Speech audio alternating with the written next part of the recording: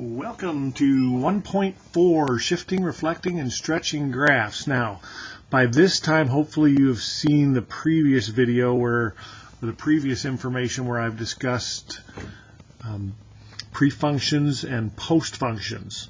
And then we can understand some of these rules that we're looking at up here where it talks about our vertical and horizontal shifts, because it's pretty easy to remember, well, it's a vertical shift. We go up because we add, and we go down because we subtract, but we go right and we subtract, whereas we might expect horizontally to go left. All of that's explained in another video with pre-functions and post-functions, and yes, it's a really big deal.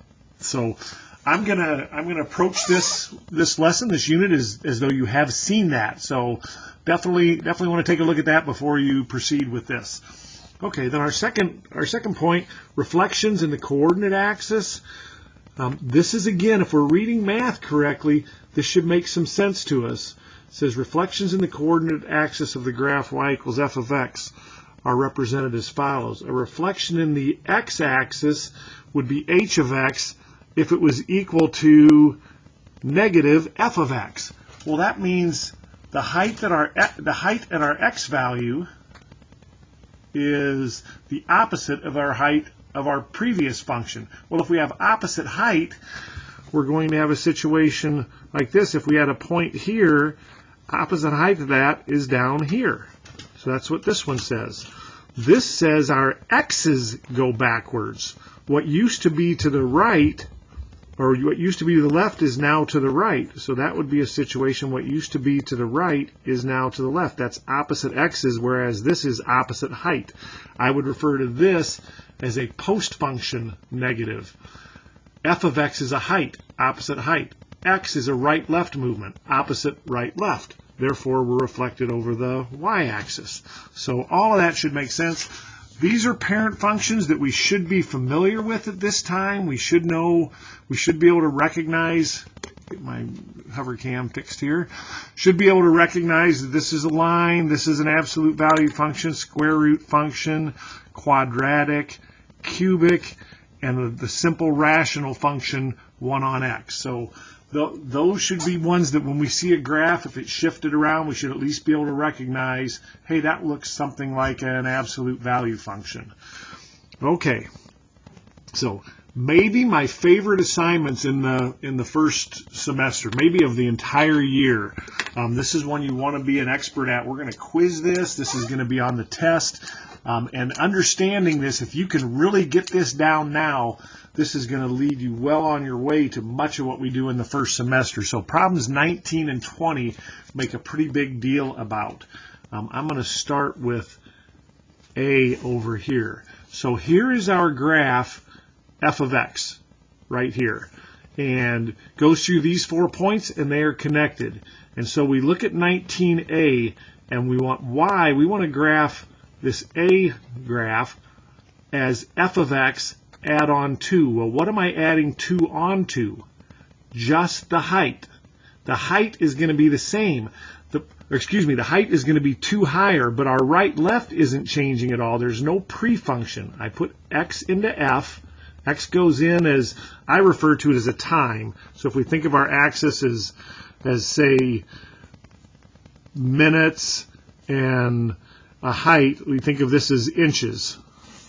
And we say, well, at 0 minutes, we're down 1 inch. At 1 minute, we're at 0 inches. At 3 minutes, we're at 1 inch. And at 4 minutes, we're at 2 inches. Well, all I'm adding on to is the heights. So what was 0, negative 1, the x doesn't change, but the y value gets 2 added to it. So that becomes 0, 2 plus negative 1, 1, 0, 1. And the 1, 0, the x isn't being altered at all. That gets changed. What gets changed is the y gets 2 added onto it. So 1, 2. Likewise, the point 3, 1, 3 stays the same. 3 stays the same, but 1 gets 2 added onto it. So we're at 3, 3. And we add 2 onto this value, and we get a 0.44. And we get a graph that looks similar. We would say y looks just like f, except it's up 2. Okay, B. In the case of B, all we do is we multiply -1 times the height. X doesn't change. The height just becomes opposite. So what was right 3 is still right 3, but what would have been up 7 would now be down 7, or what was down 3 would now be up 3. So the X doesn't change. The Y becomes the opposite. This just says multiply -1 times the Y value. So 0, -1 becomes 0, +1. 1, 0 becomes 1. 0 times -1, 0. See, this is opposite height, which is just upside down. So what was over 3 and up 1 is now over 3 and down 1. And what was over 4 and up 2 is now over 4 and down 2. Similar looking graph. What we would say, and this is how your modified instructions are going to be, is graph B looks just like the graph of F, except it is upside down. Okay, now C. This is an adjustment to X. To get credit for putting 0 into my function, I have to choose 2. I would refer to 2 as the MIVOX, most interesting value of X. Makes what goes into F be 0. We could also think of this as, well, this is a 2-minute delay. We're changing X, we're delaying it 2 minutes. So what used to happen on the 3rd minute now wouldn't happen until the 5th minute. So this is, in fact, we need to add 2 to X to get credit for putting in this 0. We can see X has to be 2.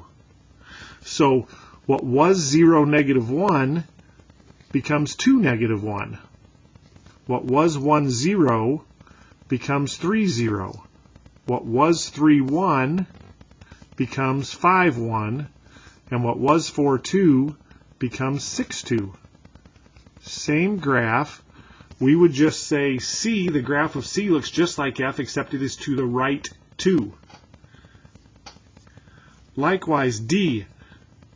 So that's a 2-day delay. Everything happens 2 days later, or 2 inches late. 2-minute delay. Everything happens 2 minutes later. Here's a 3-minute head start.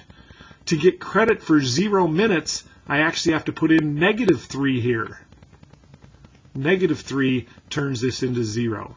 This is a 3-minute head start.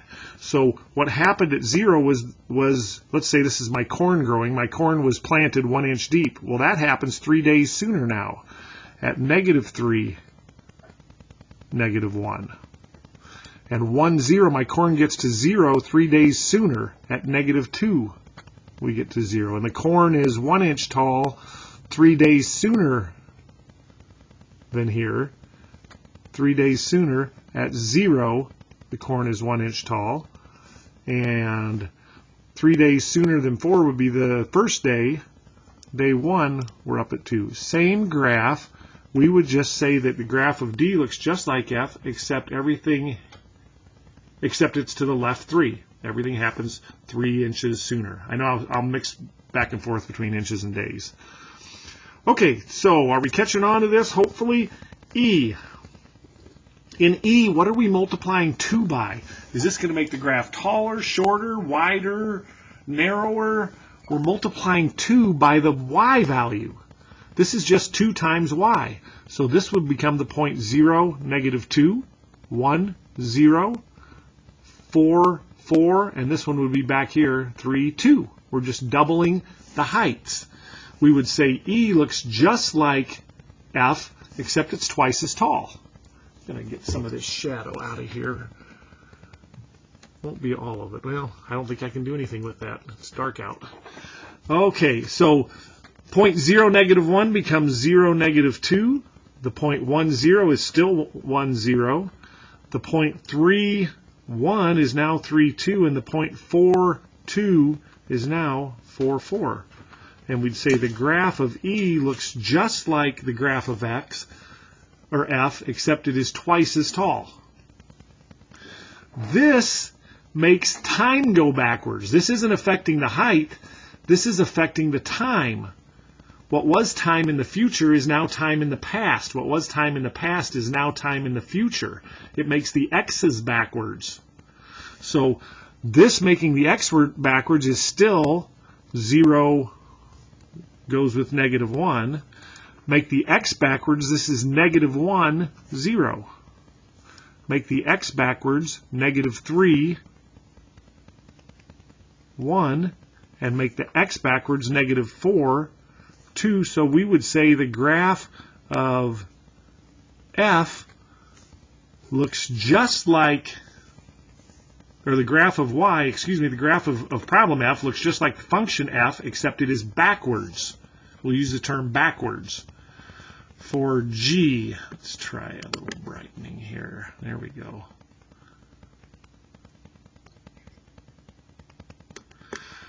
For g, this is the one that causes probably more problems than any other problem we'll have, and that is when we have a pre-function multiplier. Because the temptation is to say, oh, well, it's half of x, so it's half as wide. But think about this for a second. To get credit for putting a 6 in here, or a 3 into f, I actually have to choose an x value of 6. So if my corn is 1 inch tall on day 3, this is actually slowing the process down. I have to put 6 in here. This is actually twice as wide. So here's what I want you to get in the habit of saying. When we have a pre-function multiplier, I want you to say things like half as fast. Or if we had f of 3x, 3 times as fast.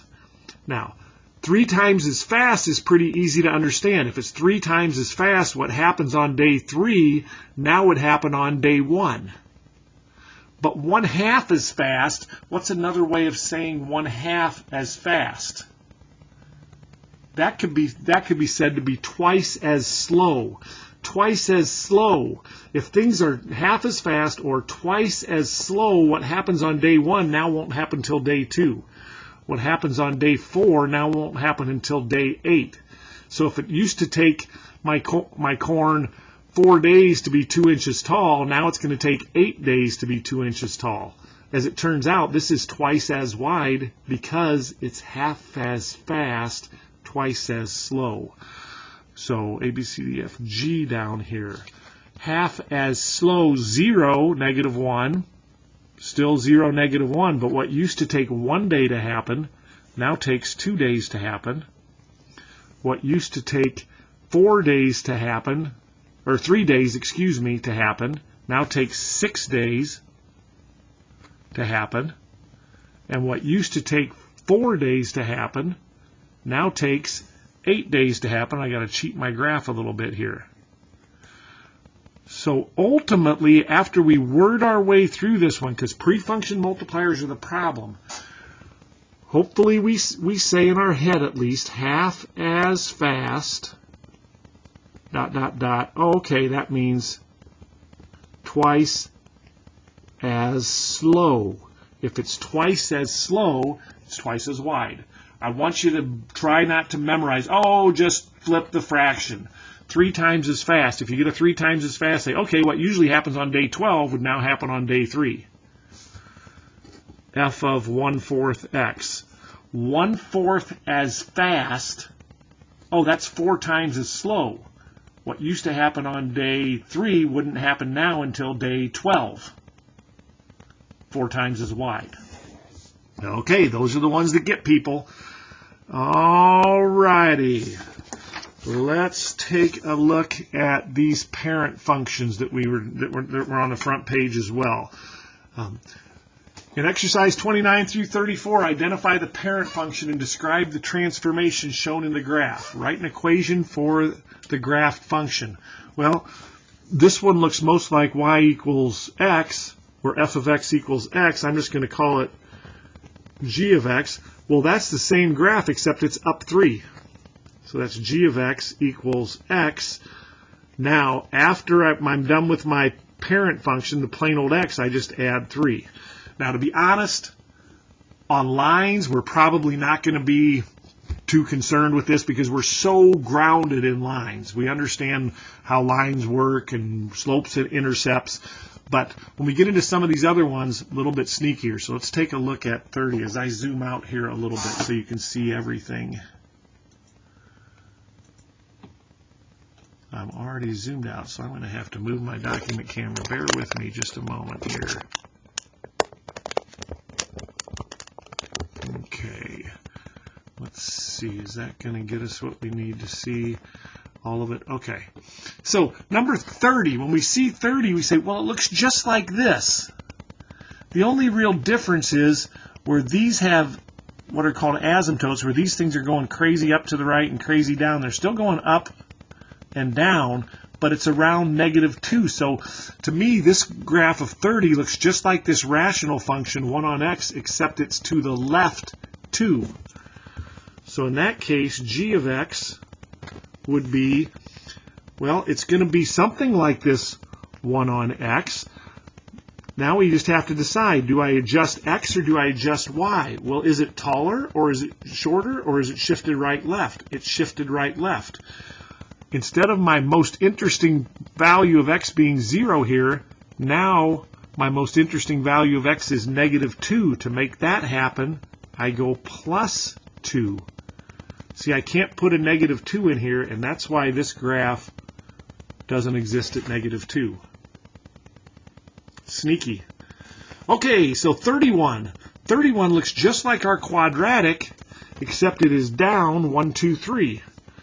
So g of x equals an x squared, but then we adjust the height by subtracting 3. 32 looks just like our parent graph, absolute value of x, except it's to the left 2. -2 needs to be my most interesting value of x. I need to adjust the x. I didn't adjust it up or down, so that would be absolute value of x. You tell me, except I can't hear you. I need -2 to be my most interesting value of x, so +2. 33 looks just like our absolute value function, except there's two things different.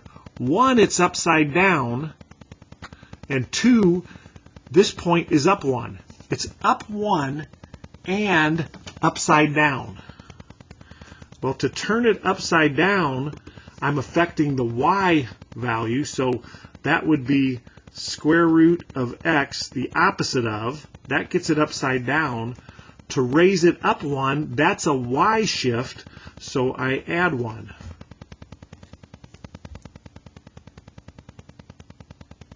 Okay.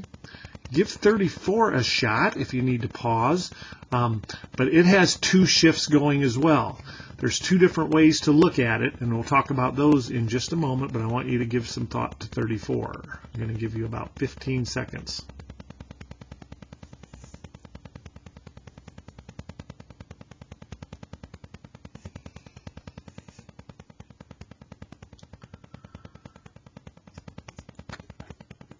Okay, one thought is that this graph looks just like that graph, but it's upside down and up 1.